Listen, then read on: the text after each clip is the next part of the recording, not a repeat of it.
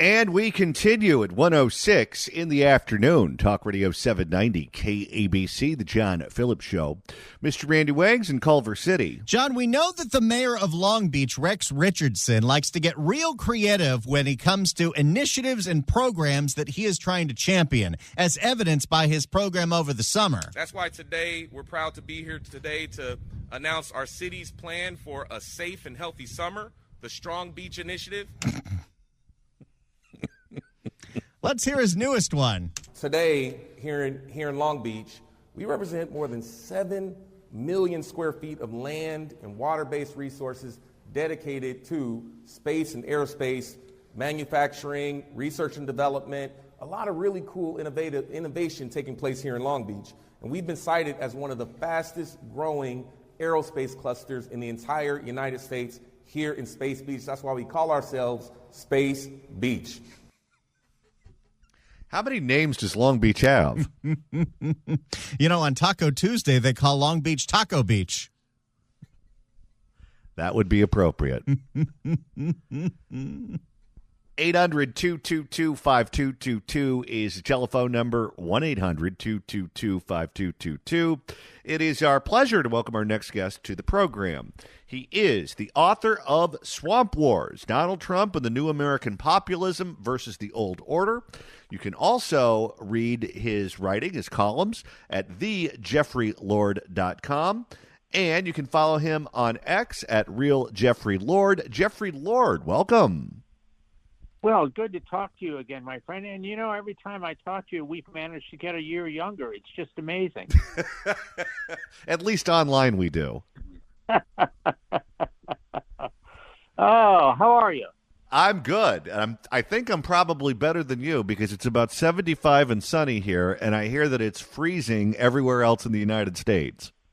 Yeah, it's been pretty cold. It's been down to like 15 degrees. At the moment, we only have a few patches of very old snow hanging around, but we are expecting flurry or something this weekend, and, this is the season. Although I must say, I live in south central Pennsylvania, right outside of Harrisburg, the capital, and I have to say, having grown up in New England, we're pretty wimpy here in central Pennsylvania about snow. We'll get like 2 inches at a time, that kind of thing, as opposed to getting, 2 feet. For that, if you want to be in Pennsylvania for snow, you got to go to Erie or Scranton.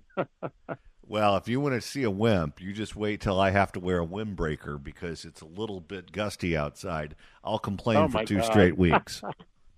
God bless America. All right. Well, let's start out by talking about President Donald Trump because he made a big splash coming to the state of California here after the fires, and he met with local residents in Pacific Palisades. He met with different elected officials here in the state of California. He brought Rick Grinnell in, who's been appointed to be his point person on rebuilding after the fires. And he called these politicians out and said, we're going to do everything we can at the federal level to streamline this process so that all of the permits and all of the approval that anyone needs that involves the federal government is a done deal because I want these people back in their homes lickety-split. The local officials, led by the mayor, said that they would do the same thing. And he kept trying to press them. How long would it be? And they kept giving these nebulous answers, but insisted that it would be very fast, that they're making sure that everything is going to be done as quickly as humanly possible. Well, Trump leaves the state, and yesterday, the mayor of Los Angeles, Karen Bass, sits down with Fox 11's Alex Michelson in an interview. And now that Trump is gone, she's saying, oh, by the way, it's going to take you 5 years to get back in your house. I don't think the president is going to like that, and she is going to be standing outside the White House with a tin cup looking for money. How do you think Donald Trump is going to respond to that? Not well. The unique thing about Donald Trump is that he has not been had a career as a typical politician, running for office, this, that, and the other office all the time. As we all know, he built his career at being a builder.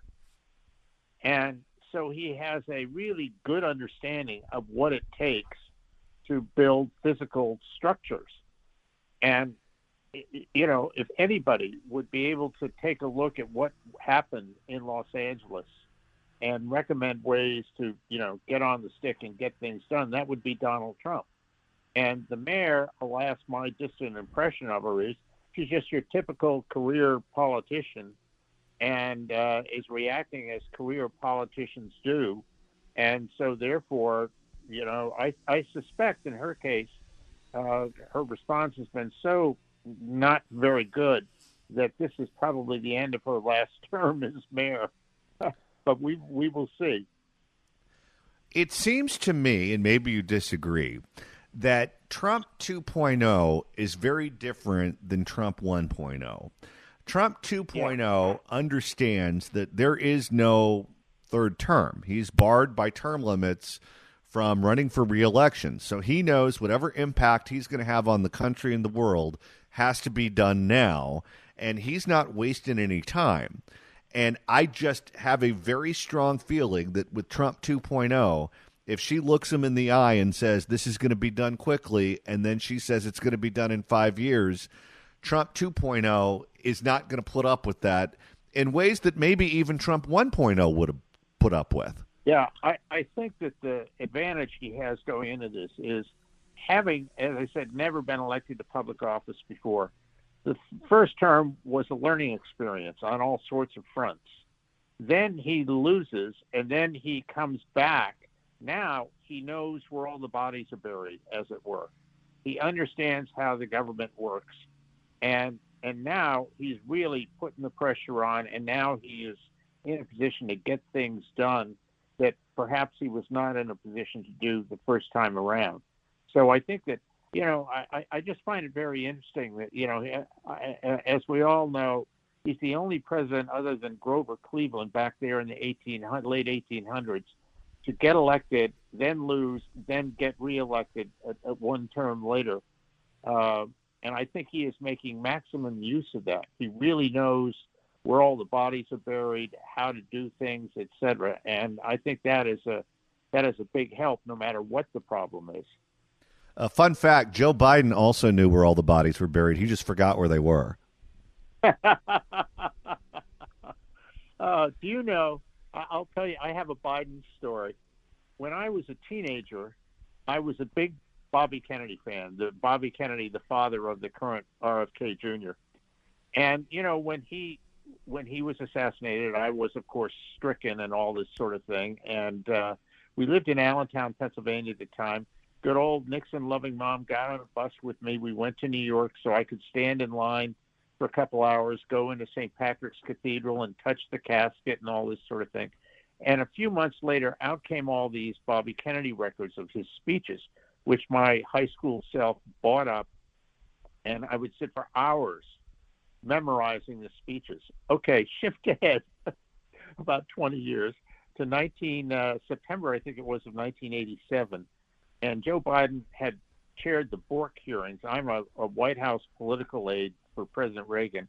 And Joe Biden had chaired the Bork hearings, not well, really sort of helped do in Robert Bork. And then he's running for president simultaneously at the same time. And the Dukakis campaign, he was running for the Democratic nomination against Massachusetts Governor Michael Dukakis, accused him of plagiarizing from, of all people, the British Labour Party leader. And they had video to prove it. And Biden said, the campaign, he doesn't do this. This was a mistake. Well, this is where I came in. In February of that year, and I hadn't done anything about it at that point, we had a snowstorm in Washington, shut down everything. I just sat in my White House office. Nothing was happening. Turned on C-SPAN, and there is Joe Biden giving a speech to the California Democratic Party. And I thought, well, I'll watch. He's supposed to be a good speaker. And I quickly realized I was getting to the end of his sentences before he was. And why would that be? Because he was plagiarizing from Bobby Kennedy. So in a position to do something about it this time, I picked up the phone and called Maureen Dowd, then a political columnist for the New York Times. She was astonished. She said, "Can you document it?" I said, "I sure can. I came home to Pennsylvania that night, picked up my Bobby Kennedy records in my parents' basement. The next day, I hand-delivered them to the New York Times, to Maureen Dowd. That was on a Monday. By Wednesday, there was a front-page story in the New York Times. Biden's speeches raising questions, quoting me by name. The next night, Leslie Stahl from CBS had picked up on the story, and she found out that he had been accused of plagiarizing when he was in law school at Syracuse University. So she runs with that story, and the whole blowback from all of it was so bad he had to get out of the race. And I get this call from a CBS producer inviting me to his house for dinner. I didn't know the guy. I said, sure, okay. So I go. I walk in. There's Leslie Stahl sitting there, and she pats the empty half of the sofa next to her and says, you come sit by me. And that was the end of Joe Biden's 1988 campaign right there. But, the serious thing is I just think that Joe Biden is sloppy, intellectually lazy and all that. And I think it's caused him problems. But c'est la vie. Do you think he is ever going to forgive Nancy Pelosi for pushing him out of the race? And I say that because I just read Nancy Pelosi's book about how to exercise power that came out. And this was before she pushed Joe out of the race. And she talked extensively about their relationship in the book, where I guess those two have been friends for a very long time. Nancy Pelosi is famous for saying that Republicans are the opposition, but the Senate is my enemy. And that is kind of the way that she sees the world. But she never regarded Biden as a senator because he represented a small state, and she essentially saw him as being a member of the House in the United States Senate, and because of that, she'd give him a pass, and they would be social with one another. Biden called her my Catholic sister because the two of them are Roman Catholics. And Biden didn't have a lot of money back when he was in the Congress of the United States. She was always well off because her husband is in financial services. And she also is very good at picking stocks for some reason. And whenever Joe Biden would go to San Francisco for a fundraiser or whatever, he would stay at their house and he would borrow her car. They were that kind of close. Do you think he's ever going to forgive her for her doing what she did to him? I suspect not, but I suspect that goes in spades for wife Dr. Jill. I really do think that the Bidens, particularly Jill, feel a sense of betrayal by Nancy Pelosi, and I don't think they'll ever forgive her for this. And the interesting thing is they've reached an age where, basically, who cares? Time is running out anyway, and so they're just going to go to their respective graves, being angry at one another, and c'est la vie. I don't think they particularly care. Let's talk about President Trump's relationship with Elon Musk. They did a sit-down with Sean Hannity last night where they made it very clear. First of all, their relationship with one another was interesting when you see them interacting in real time, where they kind of interact like brothers, where they are jocular with one another. At one point, Trump hit him in the arm when he was making a crack. You can tell there's mutual admiration, and they genuinely get a kick out of one another. And they seem very aware that the strategy of the mainstream media and the Democratic Party is to create a fissure between the two, create a divorce, I think was the word that was used last night, between the two of them. And they're not interested in that. They're interested in working together to make sure the Doge is a success and the government lives within its means. What did you make of that interview? Yeah, I thought it was fascinating, a real insight into it. And particularly since I've been very blessed in life to call President Trump a friend and spend my fair share of time with him, I could see it.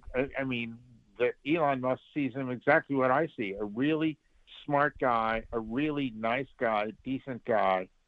And they get along with each other very well. And in their case, they're committed to the same objectives. And both of them are billionaires. I had to laugh at some point. Sean pointed out that one may be worth more than the other, setting up sort of a competition who's the richest billionaire. But I think that they have immense respect for each other's abilities and abilities to get things done, abilities to build a business, a whole host of things. And that this is going to play a real role in the second Trump term. And it's an interesting one. There are always people, having read my fair share extensively of presidential history, there's always people that have somebody around in their circle who's not necessarily officially working for a president or working in the government, but who was a very close, ally. I forget the guy's name, but he worked for Franklin Roosevelt, and he was such a close family member that FDR had him living in the White House with him. And this kind of thing has gone on forever and a day with presidents, and I think this is Trump's version of that, and it's interesting to watch. What do you think, as someone who worked for Ronald Reagan, and Ronald Reagan certainly was extremely passionate about making sure the government lived within its means, what do you think he would say about Doge and Elon Musk and Donald Trump and what they're doing right now?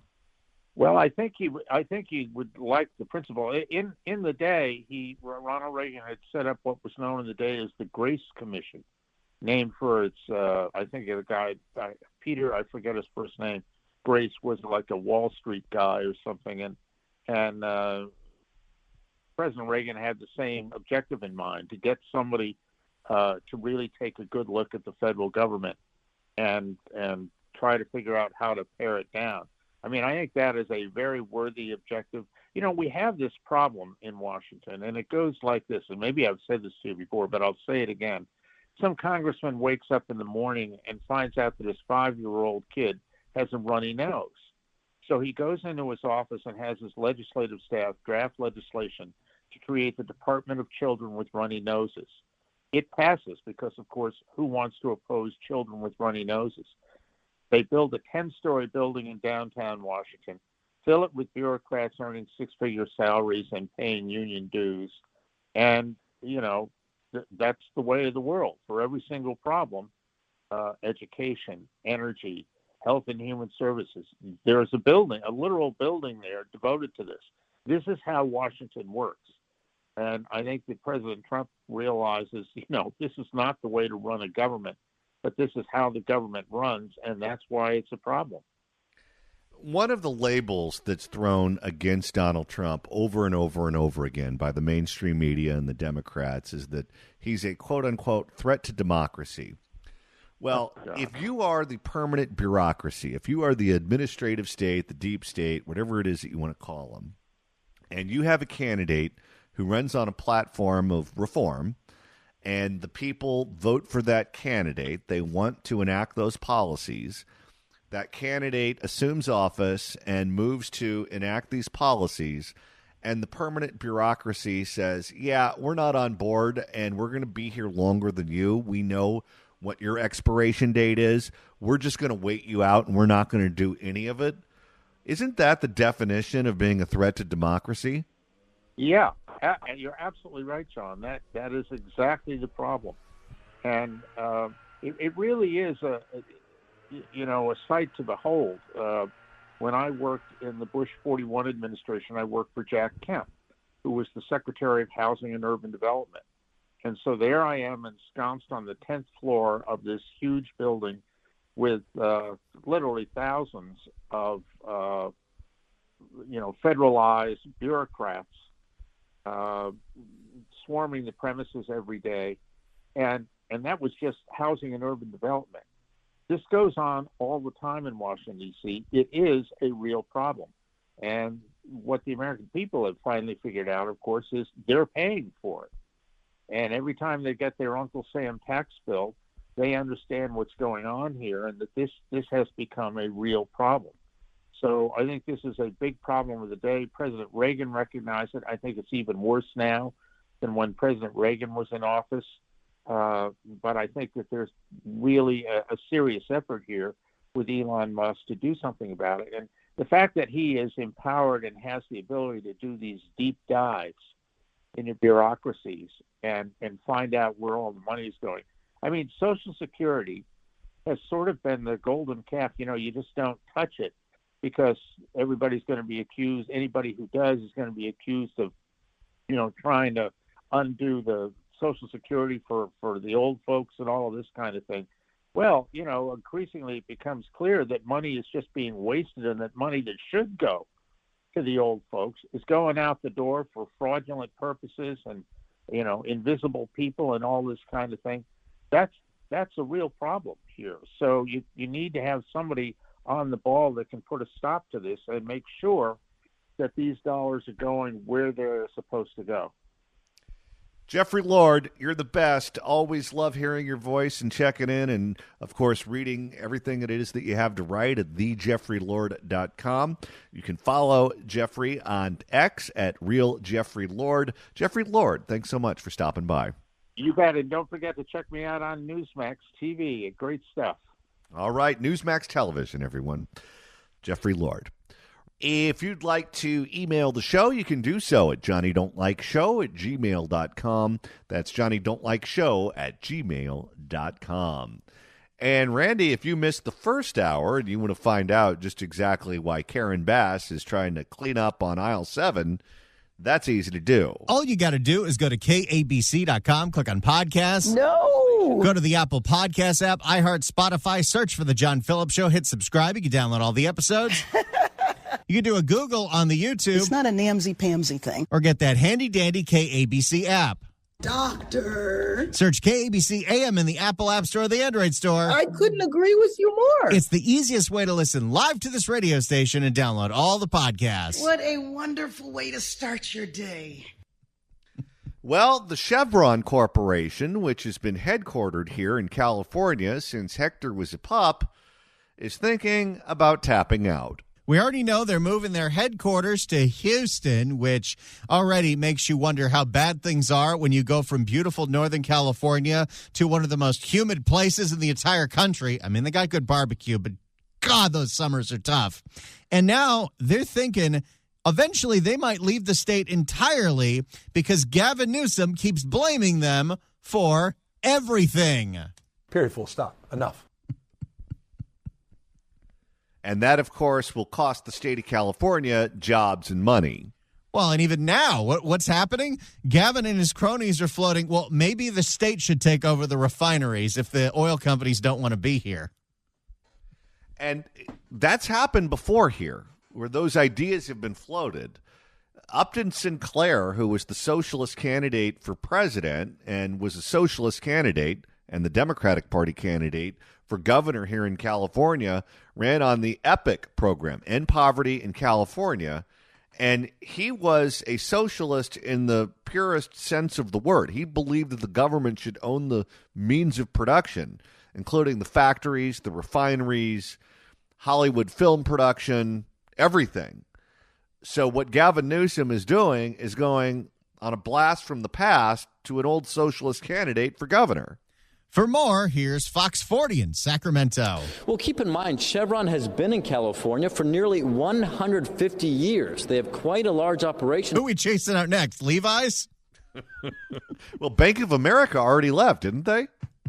You mean Bank of Italy? Oh, yeah. And they say they'd like to continue that. But much of that, they say, depends on legislation that comes out of the halls of this very building, the state capitol. We love California. We've been there a long time. We do want to stay. We want to continue to do what we're doing, but it is getting much more difficult. Chevron executive Andy Walls not mincing words about Chevron's future in California. Walls, who serves as Chevron's president of downstream, midstream, and chemicals, notes last summer the oil giant announced it is gradually moving its headquarters from San Ramon in the Bay Area to Houston, Texas. Oh, boy. This is part of Gavin Newsom's legacy. All of it coming amid a tense relationship between the oil industry and Governor Gavin Newsom. Oil companies are ripping you off. There it is. And not only is he saying these things about one of California's most important industries, he also called a special session of the state legislature to target them. 2 years in a row. All of you. From press conference. How come there was no special session about, the insurance crisis? Oh, because then they'd be expected to fix it. All of you. From press conferences And they continue to get away with it. to social media Big oil is ripping you off. to the debate stage. These companies are ripping you off and ripping us off. Deep down, he's a consumer reporter. Marvin Zindler. That's been the governor's message over the last several years, accusing the oil industry of price gouging at the pump, an allegation the industry denies.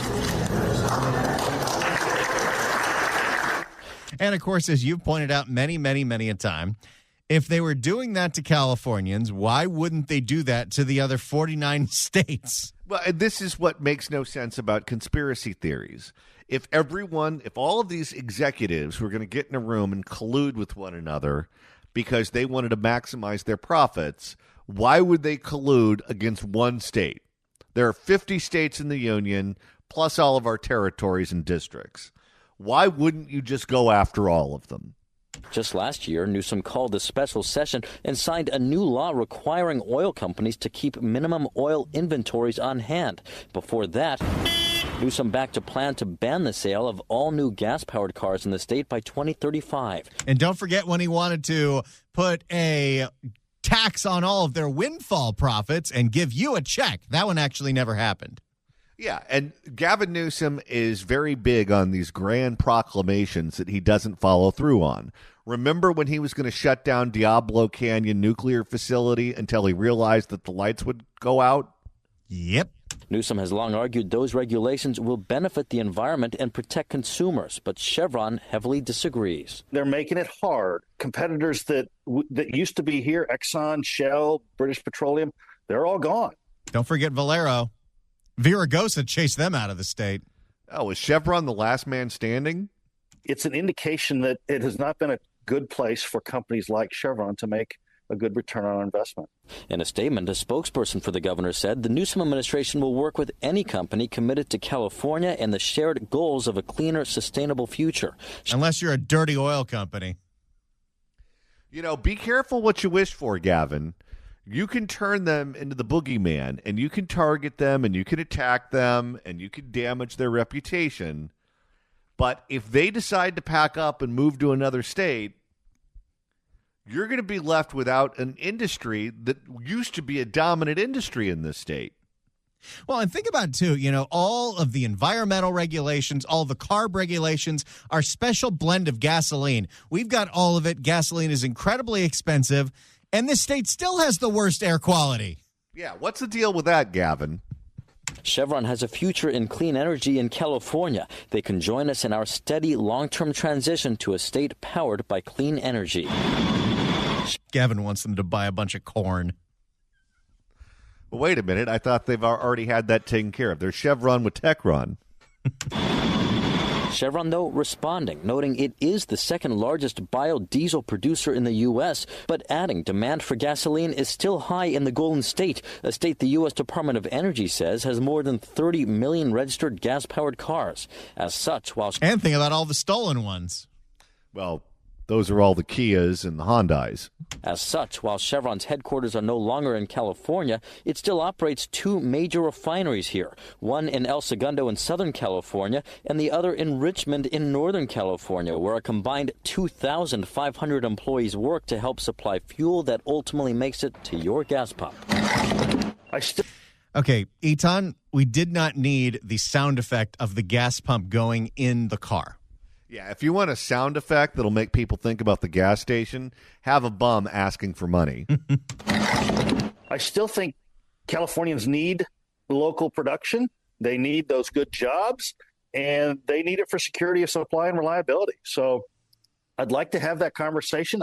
Would Gavin like us to be completely dependent on Russia and Venezuela for our gasoline?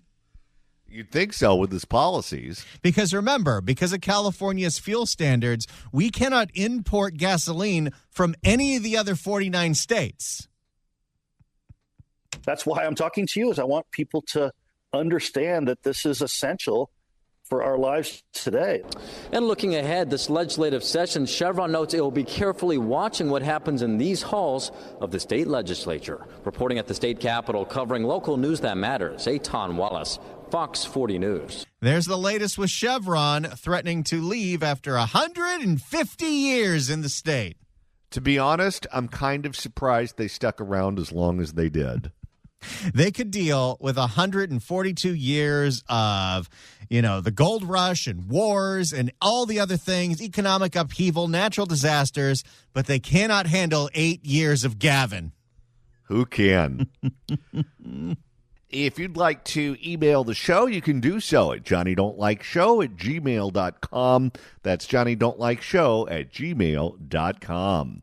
And Randy, you're monitoring the mailbag. Nicholas writes in at johnnydon'tlikeshow@gmail.com. Gruesome Newsom is such a narcissist. He really believes he can bully Chevron as if Chevron needs him more than Californians need gas. I'm sick and tired of being screwed. That's a very good point. Hagenberger. I just like that clip. Here with an update on rising gas prices, Mr. Randy Wang. Gas prices are going up right now, apparently, and more refinery maintenance. I thought Gavin Newsom's special session was supposed to stop all that.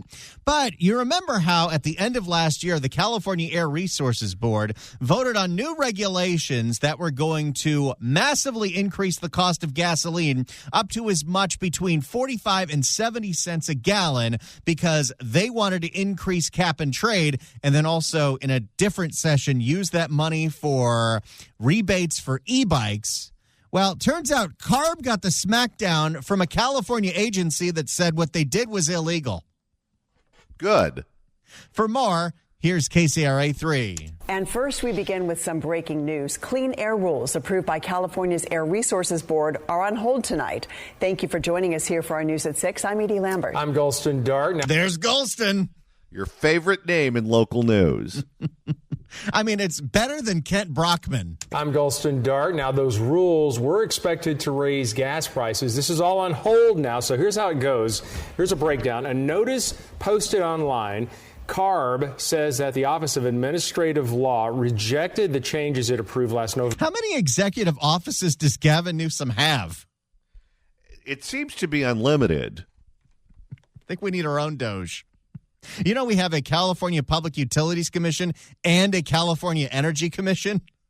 Why do we need both? We also have a state superintendent of public instruction and a California Department of Education.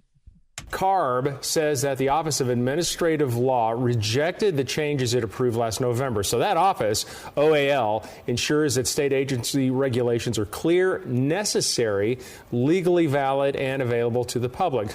Gee, it feels like that office is rarely used because we never see that office going after the CPUC when they approve a bunch of BS rate hikes from PG&E and SoCal Edison. In fact, this is the first time I think I've ever heard of them. This is Gavin knowing that if that regulation went through with CARB, that he was going to get torched for it. He would. I almost feel like they invented this agency just so they could say they have the authority to stop it. So we reached out to the OAL to ask why it blocked CARB's updated rules. We're still waiting to hear back on that, but CARB's... First, they have to come up with like an actual office and some business cards. You think this is like Vandelay Industry? I really do. I think Gavin Newsom made up a government agency so he could block the CARB ruling because he knew it would end his political career. That would be 2 in a week with the mayor of L.A. and then the governor. CARB says in its notice that it anticipates receiving more information from the OAL detailing its reasons for the decision. Now, the changes to the low carbon fuel standard was controversial when it... And again, it wasn't even going to make the air cleaner. It was going to charge the oil companies like Chevron, who's got one foot out the door, more money for cap and trade. They wanted to use the cap and trade money for rebates for e-bikes. How is this not just money laundering? That's what it is. This is picking winners and losers and getting a lot of benefactors. Because how exactly are e-bikes going to take cars off the road? Nobody knows. Now, the changes to the low carbon fuel standard was controversial when it first came out. CARB approved them without giving... See, that's why you know he is a broadcaster, because any jackass like me would say controversial. But this guy, Golston Dart of KCRA 3, broadcaster in his blood, he says controversial. That's a BA in communications right there. controversial when it first came out. CARB approved them without giving California drivers an understanding of how the decision would impact gas prices, after initially saying the changes could result in an increase of 47 cents per gallon. Up to 70 cents. Oh, yeah. When we were initially debating cap and trade, 70 cents was the number that was tossed around. Has cap and trade made the air any cleaner? Nope. Nope, but they all patted themselves on the back for that one. Like they accomplished something real big. Well, I'm sure they're proud of themselves. The whole point of all of this policy that leads to increased costs at the pump is intentional. They want to make it so expensive that you stop driving your car. The same way that they make cigarettes so expensive you have to steal a Hyundai and drive it through the front wall of a smoke shop.